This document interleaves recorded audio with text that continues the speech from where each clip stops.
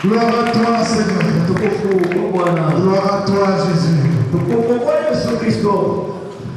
Que vous appelez Gethsémani, d'autres Gethsémani. C'était sur le mont des Oliviers. Dans ce jardin-là, le Fils du Dieu très haut, pour la toute première fois, il a dit, pendant qu'il priait, la Bible déclare que sur son front, la sueur coulait, et c'est à l'assemblée des grumeaux de sang. Pour la toute première fois, Jésus-Christ a dit, Père, non pas ma volonté, mais ta volonté. Alléluia. Vous avez un destin prophétique dans cette église. Voilà pourquoi le peuple doit chercher Dieu. Alléluia. Sans toi malheureux, si tu ne cherches pas la volonté de Dieu, et si tu ne veux pas chercher la volonté de Dieu, je voudrais te dire, bien-aimé, voilà la porte. La place n'est pas dans le Seigneur. Quelqu'un dit Amen. Nous allons passer à la parole de Dieu. Je vous invite à ouvrir votre Bible dans l'évangile de Jean, le chapitre 5. Et nous allons lire à partir du verset 2.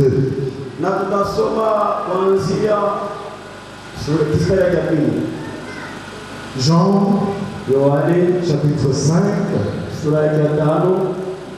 à partir du verset 2. Avant de commencer la lecture, je vais poser une question. Y a-t-il au milieu de nous des personnes qui se sentent découragées?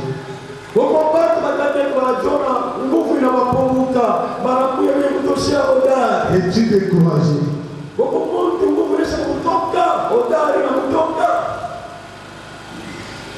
Amen. Nous allons lire. Or, à Jérusalem, près de la porte des brebis, il y a une piscine qui s'appelle à l'hébreu Bethesda et qui a 5 portiques. Sous ces portiques étaient couchés en grand nombre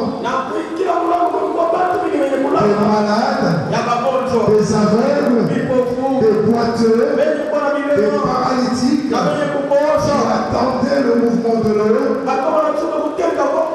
car un ange descendait de temps en temps dans la piscine et agitait l'eau. Et celui qui descendait le premier, après que l'eau avait été agitée, était guéri quelle que soit sa maladie. Le peuple dit Amen. Là se trouvait un homme malade depuis 38 ans. Jésus l'ayant vu coucher, et sachant qu'il était déjà malade depuis longtemps, lui dit, veux-tu être guéri? Veux-tu être guéri? Le malade lui répondit, Seigneur, je n'ai personne. Seigneur, je n'ai personne pour me jeter dans la piscine. Quand l'eau est agitée, et pendant que j'y vais, un autre descend à moi.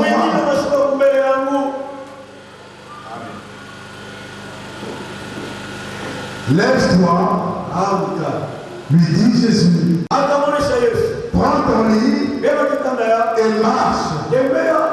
Aussitôt, cet homme fut guéri. Il prit son lit et marcha. Alléluia!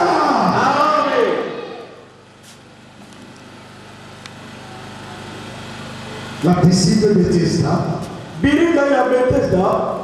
il y avait 5 portiques. Je ne peux pas avoir, on n'a pas de tableau pour faire une représentation. Mais je peux vous expliquer, c'est comme ici. La piscine était au milieu.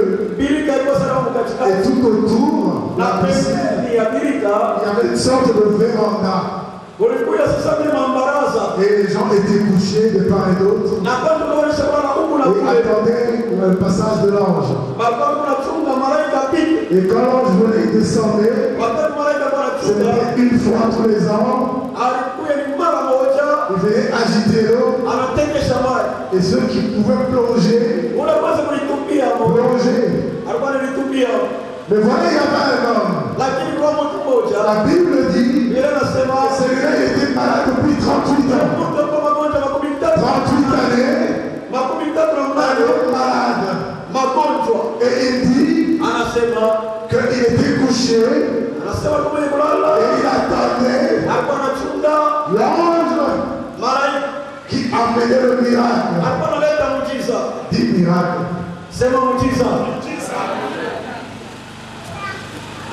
Il y a plusieurs façons d'entendre un miracle, bien-aimé. La façon dont nous entendons que Dieu agisse est plus déterminant que le miracle qu'il va accomplir. Cet homme attendait le miracle, mais il ne s'était pas mis en condition pour recevoir le miracle. Le miracle arrivait chaque année et il était resté couché. Pourquoi? Parce que cet homme était découragé. Parce que chaque fois, il y avait quelqu'un qui passait avant lui. Et cela a duré 38 ans. Je vais te poser la question. Depuis combien d'années toi tu es malade? Depuis combien d'années tu es célibataire? Depuis combien d'années? Gloire à toi, Seigneur. Cette situation que tu traînes dans ta vie, depuis combien de temps dure-t-elle? Il y a une personne ici qui doit me voir absolument après ce culte.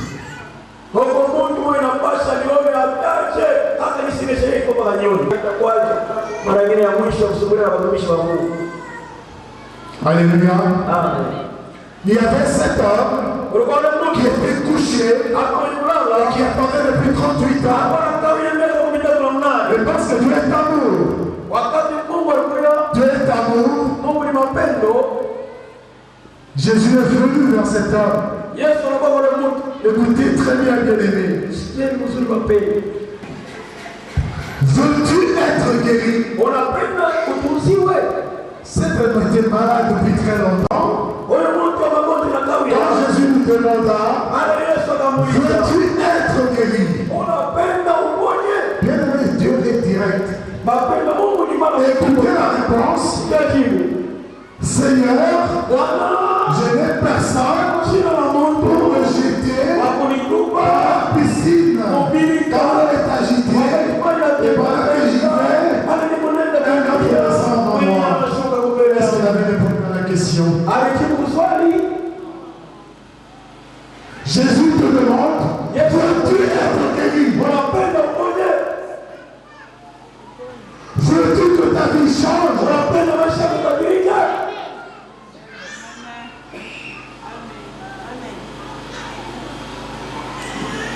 Je ne sais pas ce que tu traînes, mais tu traînes certainement beaucoup de choses.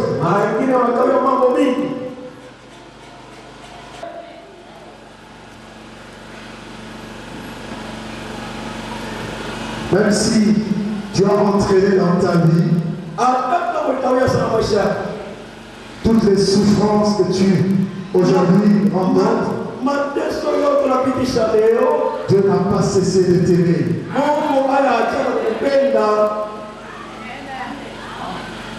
Un homme qui était malade depuis 38 ans n'avait même pas conscience de sa propre condition. Quand il rencontre le Seigneur de gloire, au lieu de lui dire ce qui était dans son cœur, il a commencé à se justifier. Dieu ne te demande pas de te justifier. La question était claire. Veux-tu être guéri? Parce que pendant 38 années, même si sa piscine se trouvait à Kibushi, en essayant d'avancer sur ses fesses, il serait certainement arrivé, même s'il faut avancer même pas tous les jours. En 38 ans, il avait eu largement le temps d'arriver. Quelqu'un dit amen. Mais lui il était au bord de la piscine. 38 années après, il n'a pas été capable d'être devant pour plonger dans la piscine. Est-ce que vous entendez le dire comme fond? Le découragement paralyse. Le découragement crée la peur. Et te prive de tout moyen d'action. Le découragement va t'empêcher de prier. Le découragement va t'empêcher de louer. Pourquoi? Parce que tu n'as plus d'énergie en toi. Et je voudrais te dire que tu n'es pas seul. Parce que d'autres avant toi ont été découragés.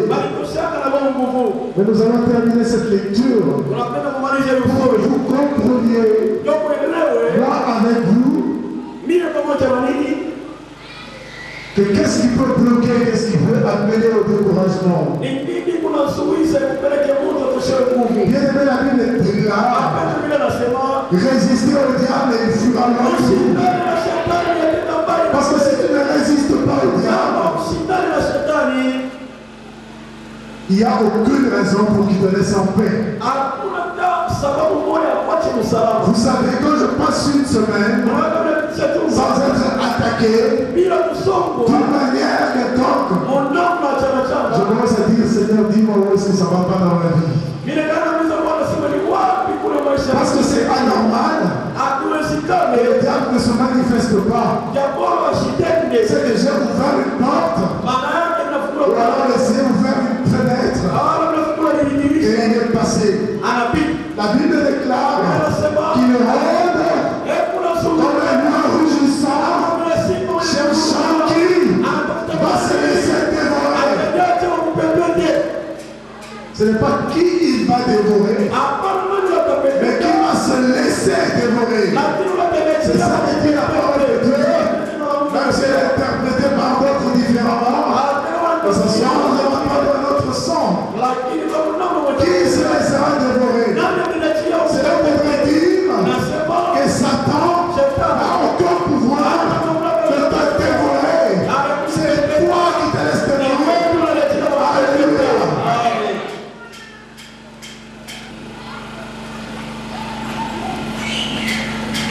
Nous allons lire le verset 14.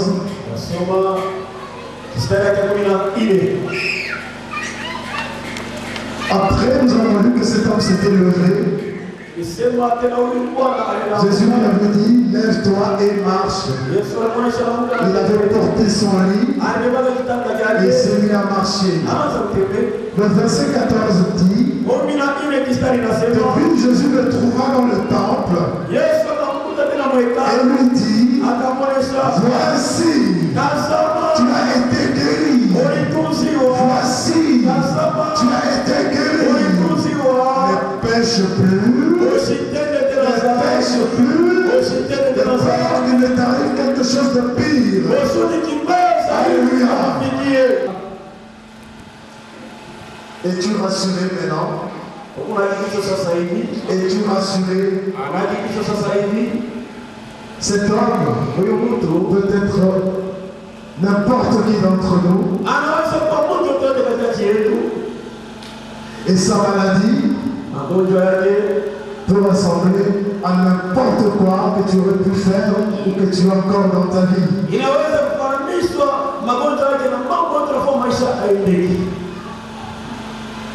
Et tu es encore dans les chaînes de la prostitution et tu n'arrives pas à t'en séparer.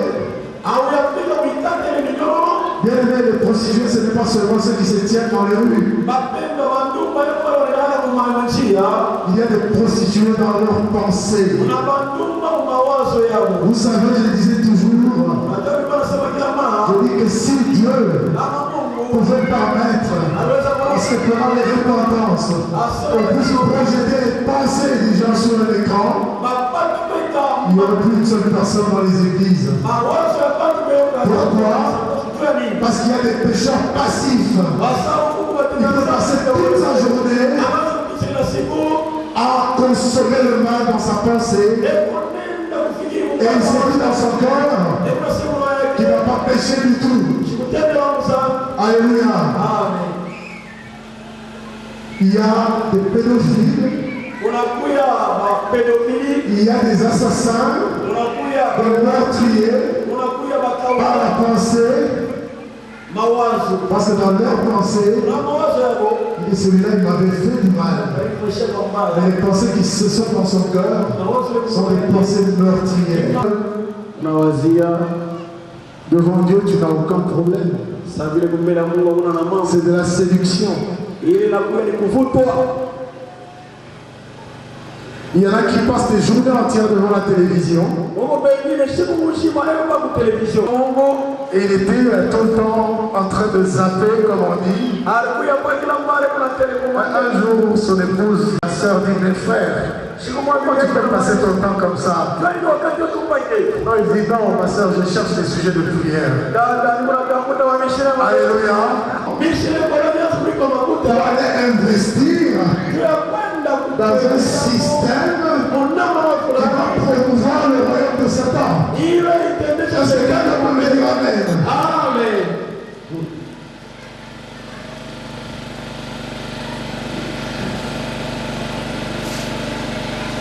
Dieu veut changer quelque chose dans ta vie ce soir. Il a commencé à te parler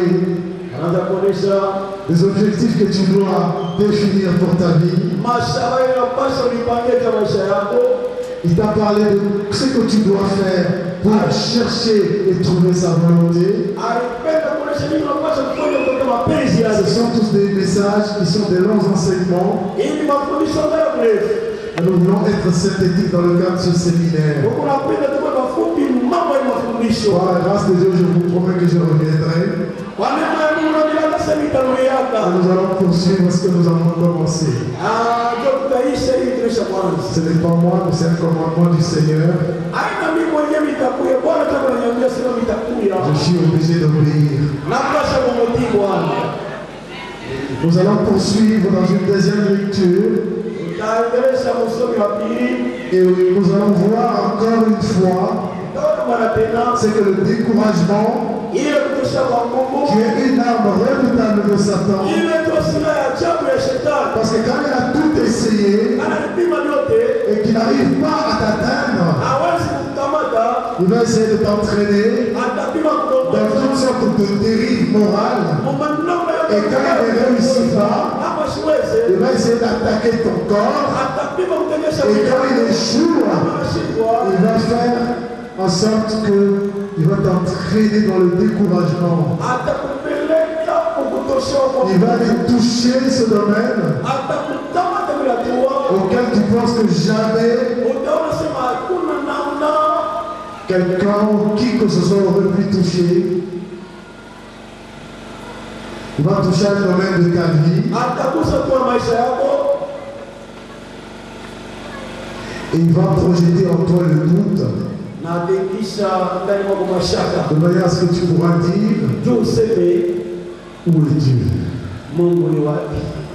Où est Dieu? Je t'invite à lire avec moi dans le livre Le Premier Roi, un roi. Chapitre 18. Et nous allons lire du verset 26 au verset 40. La lecture est longue. On d'être attentif. Je suis obligé de lire l'intégralité du texte parce que je ne suis pas assuré que tout le monde ait déjà lu cela. C'est l'histoire du prophète Élie et les prêtres de Baal. Ils prirent le taureau qu'on leur donna et le préparèrent. Ils invoquèrent le nom de Baal depuis le matin jusqu'à midi en disant Baal, réponds-nous. Mais il y a eu ni voix ni réponse. Et ils sautaient devant l'autel qu'ils avaient fait. À midi, Élie se moqua d'eux et dit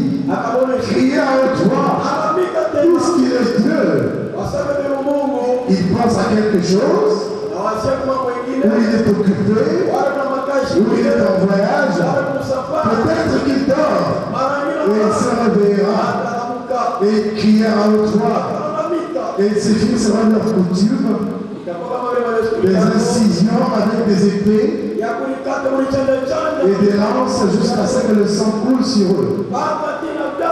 Lorsque le midi fut passé, ils prophétisèrent jusqu'au moment de la présentation de l'offrande, mais ni voix ni réponse, ni signe d'attention. En réalité, il s'agissait de quoi?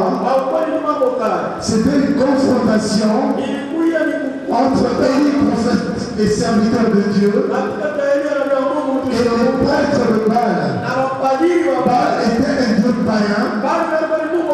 C'était le fils de Dagon. Et ils avaient pour parents l'Astarté et puis je ne sais plus qui d'autre.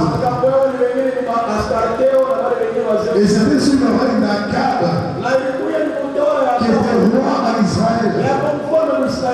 Et les prêtres de Baal, qui était une communauté animée par une femme, cette femme qui s'appelait Jézabel, et qui avait carrément accaparé le roi.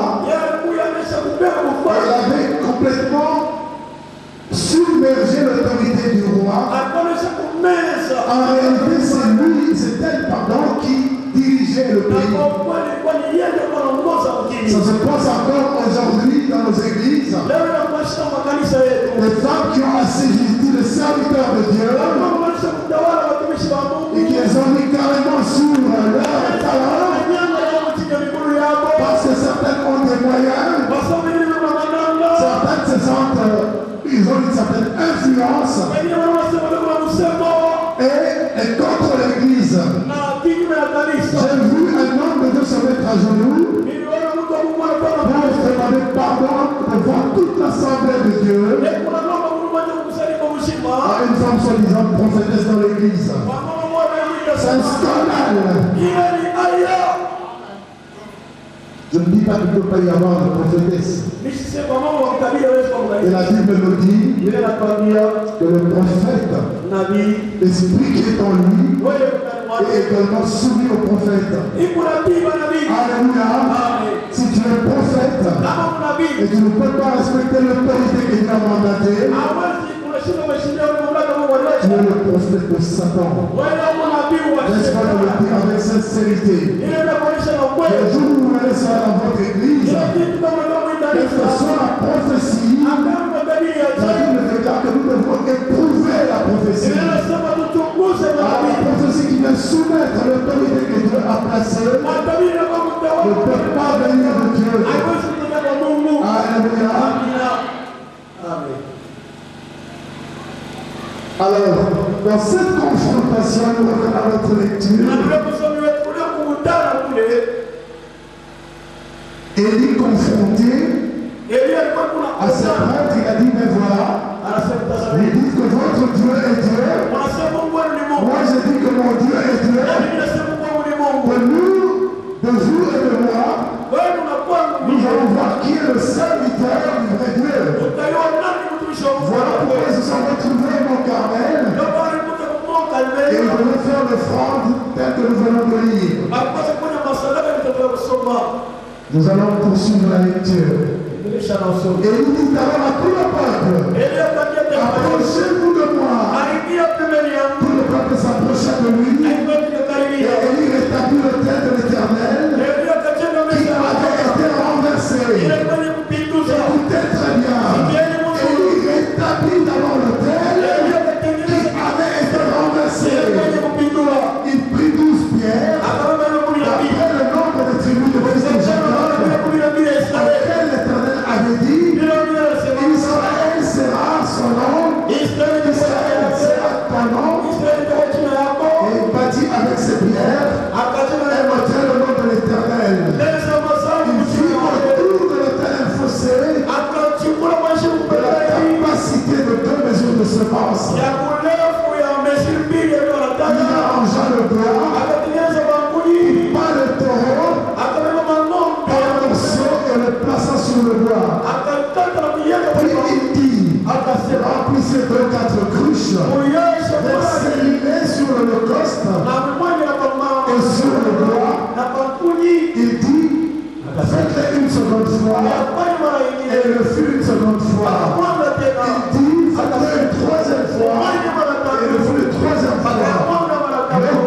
autour de l'autel et le remplit aussitôt la fossée. Au moment de la présentation de l'offrande, Élie le prophète s'avança et dit: Éternel Dieu, le Dieu d'Abraham, d'Isaac et d'Israël, que l'on sache aujourd'hui que tu es Dieu d'Israël, que je suis ton serviteur, et j'ai fait toutes ces choses par ta parole. J'ai fait toutes ces choses par ta parole. Réponds-moi, Éternel.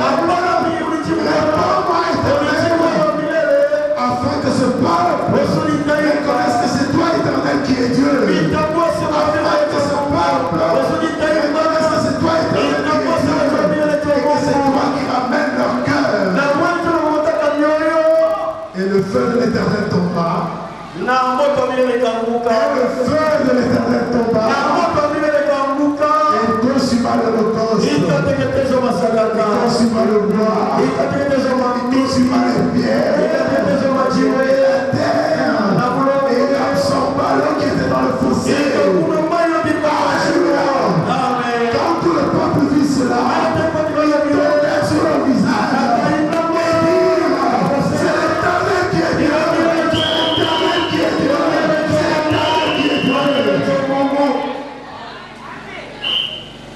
Saisissez les prophètes de Baal. Leur dit Élie, l'orgueil ne s'échappe. L'orgueil de ces escrocs ne s'échappe. Il les saisit. Élie les fit descendre au torrent de Kizon, où il les égorgea. 450 personnes. Quelqu'un dit Amen. Bien-aimé, il s'agit de la parole de Dieu. Quand Dieu fait une promesse, Dieu l'élève. Dieu ne se repose jamais de ce qu'il a fait. Dieu ne se repose jamais de ce qu'il a créé. Parce que Dieu est fidèle. Mais il faut prier sur la parole de Dieu. Il faut prier sur la parole de Dieu. Et il n'est pas arrivé avec sa sagesse. Il savait qu'il était prophète. Et il ne s'est pas confié à lui.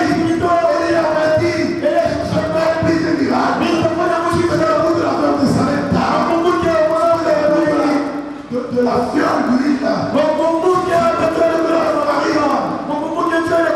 de la résurrection du fils de cette veuve. Élie avait déjà fait tout ça. Mais réponse le prophète, il s'est dit: je dois d'abord invoquer la présence de Dieu.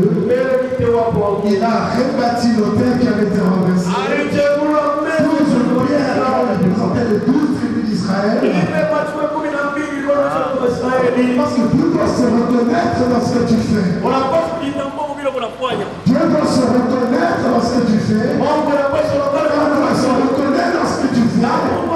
C'est là engage Dieu. Dieu doit être engagé dans quelque chose où il n'a aucun intérêt. Il s'agissait de sa gloire. Et Dieu est descendu pour défendre sa gloire. Alléluia. Amen. Mais il y avait une condition. Élie a dit: Éternel Dieu, éternel Dieu, Dieu d'Abraham, Dieu d'Isaac, Dieu d'Israël. Il a réveillé la mémoire de Dieu. Dieu se souvenu de qui était Abraham. Dieu se souvenu de qui était Isaac. Dieu se souvenu d'Israël. Et a dit: à cause de la promesse faite à Abraham, alléluia. Et cet homme de Dieu n'avait pas été confondu. Bien aimé, je veux te dire que cet homme n'avait aucune assurance. Mais il était soumis à Dieu. Quelle garantie avait Élie qu'après avoir parlé, Dieu devait agir. Mais il a été transporté par sa foi. Et il avait cette assurance verset. Il y avait 450 prêtres de Baal qui menaçaient carrément Élie. Et Élie savait que si ça ne marchait pas, c'était la fin pour lui. Es-tu capable de payer un tel prix? Est-ce que ton amour pour Dieu, pour Jésus-Christ, peut t'amener à une confrontation où ta vie pourrait être mise en jeu? Tu diras peut-être je ne suis pas prophète. Cette fois-ci, le chapitre 19. Et nous allons lire le verset 1, verset 8.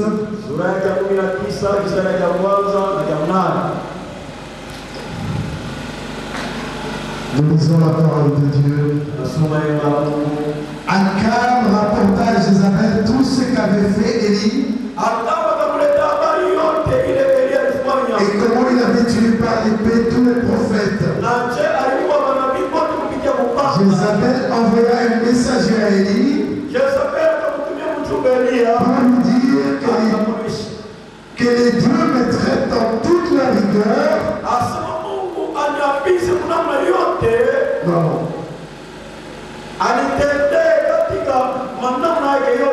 Que les dieux, pas que Dieu.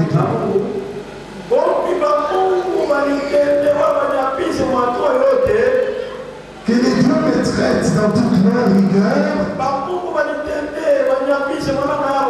Si demain à 7 heures, je ne fais pas de ta vie, c'est que tu as fait de la vie de chacun d'eux, c'est-à-dire des prêtres. Élie, voyant cela, se leva et s'en alla pour sauver sa vie. Il arriva à Beersheba, qui appartient à Juda, et il laissa son serviteur. Pour lui, il alla dans le désert, où après une journée de marche, il s'assit sous un genêt et demanda la mort en disant, c'est assez, maintenant Éternel, prends mon âme, car je ne suis pas meilleur que mes pères. Il se coucha et s'endormit sous un genêt. Et voici un ange le toucha et lui dit, lève-toi et mange. Et il regarda, et il y avait à son chevet un gâteau cuit sur des pierres chauffées et une cruche d'eau. Il mangea et but et se recoucha. L'ange de l'Éternel vint une seconde fois, le toucha et dit, lève-toi, mange, car le chemin est trop long pour toi. Il s'éleva, mangea et but, et avec la force que lui donna cette nourriture, il marcha 40 jours et 40 nuits jusqu'à la montagne de Dieu à Horeb. Nous disons Amen. C'est quelque chose de terrible. C'est une tragédie. Voilà cet homme qui a été puissant et vaillant devant 450 prêtres de Baal. Il a reçu un message d'une femme. Je n'ai rien contre les femmes. Il a reçu un message. Ce n'était pas la femme qui s'est déplacée. Il a envoyé un messager pour dire à Élie, Élie, j'ai appris ce que tu as fait. Parce que Akab était rempli de crainte envers Jézabel. Ne pouvait pas garder le secret. Et de toutes les façons, il n'avait pas besoin de garder le secret. Parce que c'était connu dans tout Israël. Il s'est fait pécher. Quand Jézabel est arrivé, tu sais ce qui s'est passé. Élie a passé par la lame et l'épée 450 avant qu'il soit la même heure de l'heure.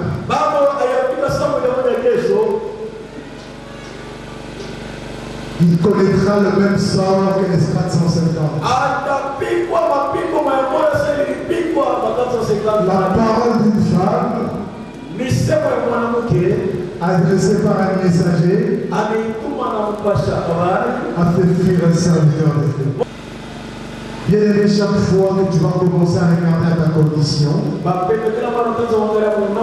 voir combien tu as été dans le péché, quand tu vas commencer à regarder à tes origines,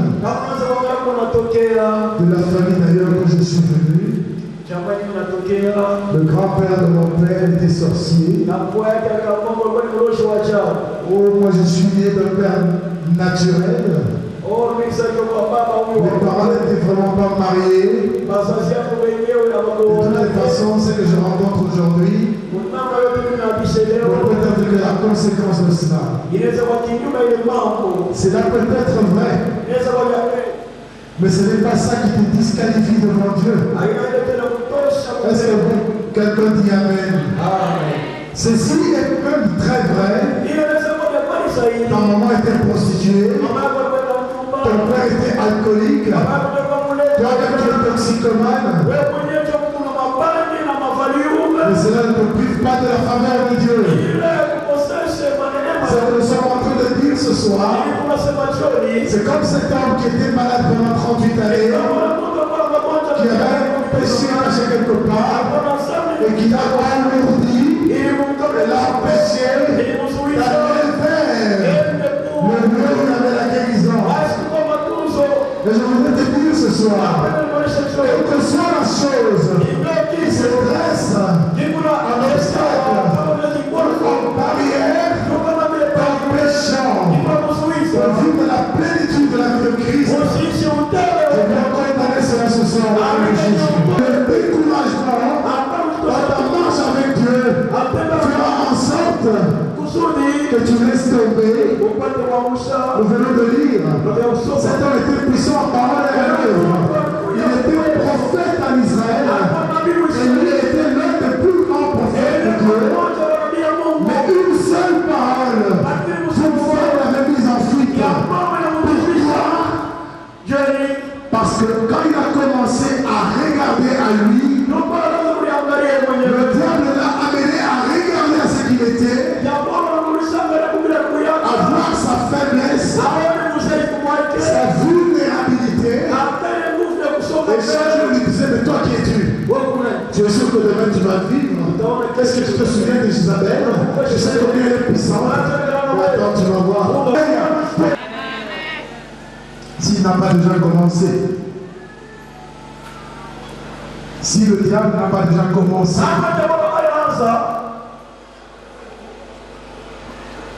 et tu vas dire, mais c'est vrai, ça fait plusieurs années, cette situation n'a pas changé. Est-ce que Dieu est réellement là? Est-ce que Dieu est réellement là? Est-ce que Dieu écoute réellement mes prières?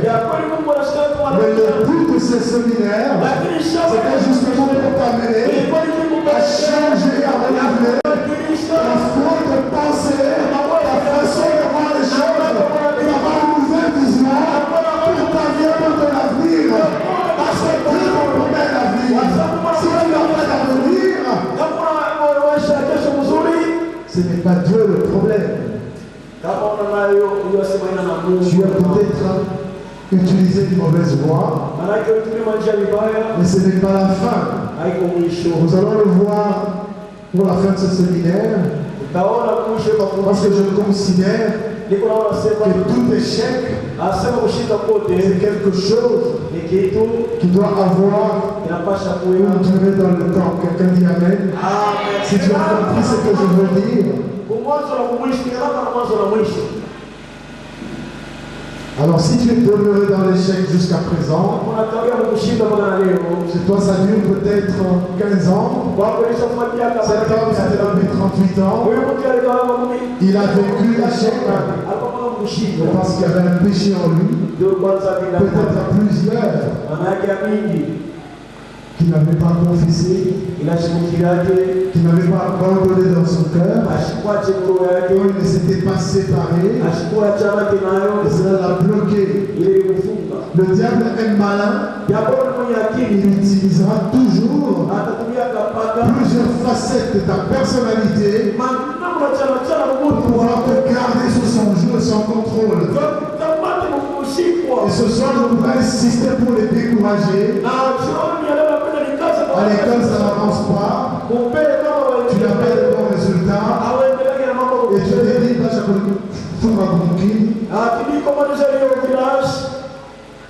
dans le commerce, tu travailles beaucoup, mais le rendement est faible. Les recettes sont comme ça. Un jour ça va, un jour ça ne va pas. Tu as la peine à joindre les deux bouts. Dans le mariage, tu avais peut-être fait un mauvais choix. Je ne vous dis pas d'aller divorcer. Mais ce que tu dois faire, c'est de te confier, t'attacher à Dieu, changer de dimension et travailler d'une nouvelle manière avec Dieu. Est-ce que tu m'entends ce soir? Je veux passer au milieu de vous selon comment le Saint-Esprit va me conduire.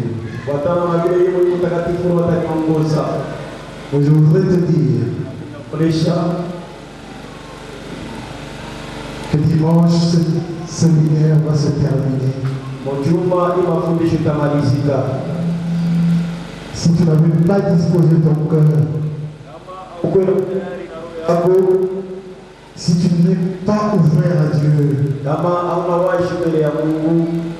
tu pourrais passer à côté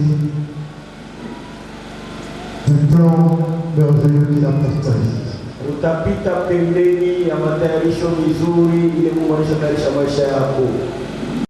C'est lui qui est responsable pour vous devant Dieu. Dieu fera en fonction de ce qu'il a dans son cœur. Voilà pourquoi je t'invite que tu laisses tomber l'amertume, la frustration dans le cœur, la jalousie, les querelles. C'est des choses qu'on ne doit pas trouver dans la maison de Dieu. Il y a des personnes qui sont bloquées dans leur vie parce qu'ils s'est fâché avec une personne il y a 15 ans. Cette personne envers qui tu es fâché, elle a déjà quitté le Congo, vit aux États-Unis, va sortir. Est-ce que cela t'a apporté? Quelqu'un qui est en colère contre nous pour lui dire s'il reçoit un chèque tous les mois. Et de quel montant? Moi je vais lui rembourser cela. Lève la main.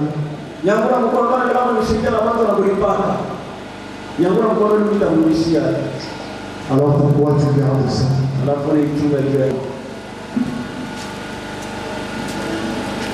Merci ce soir, oh Père, parce que tu as parlé de quelque chose de très important. Je vais prier pour l'église maintenant.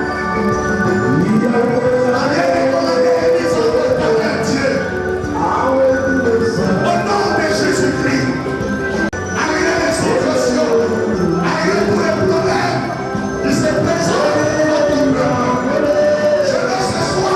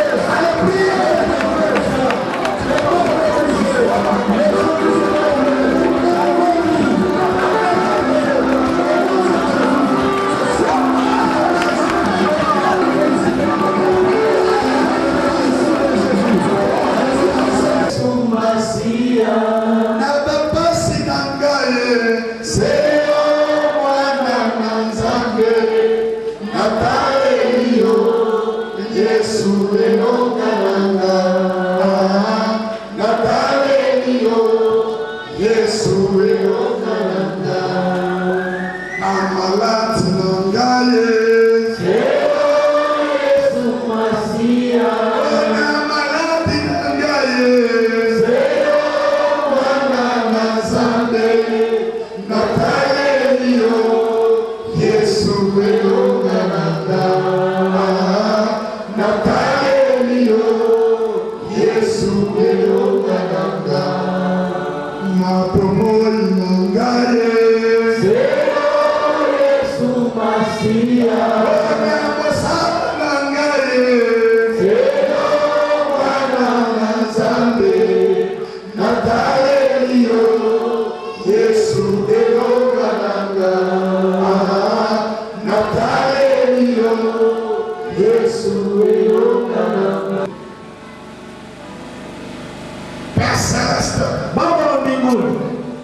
Je te remercie parce que tu as vu le découragement dans le cœur de mon frère et de ma soeur. Tu as vu quelque part, il n'avait plus d'espérance. Tu as vu quelque part, il n'avait plus de courage. Parce qu'il y a une situation qui a perduré devant lui. Qui peut être la maladie, qui peut être un problème, qui peut être une situation quelconque.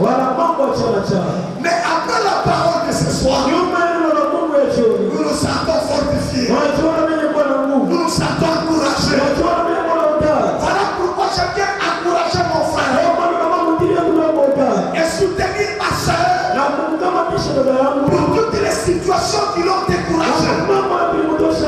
Je me l'ai dit, cette situation-là ne va pas demeurer. Même l'homme qui était malade, afin de compte, Dieu, tu l'as guéri.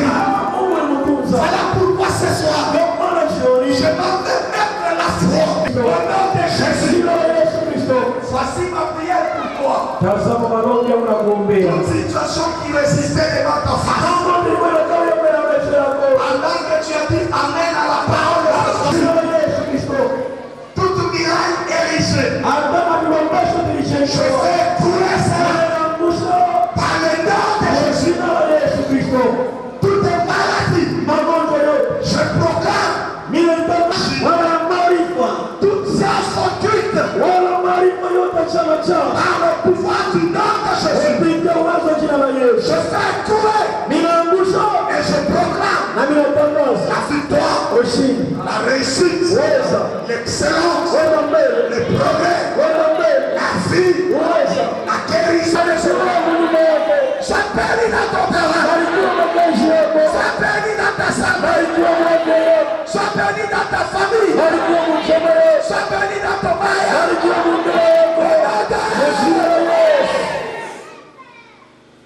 Merci Seigneur.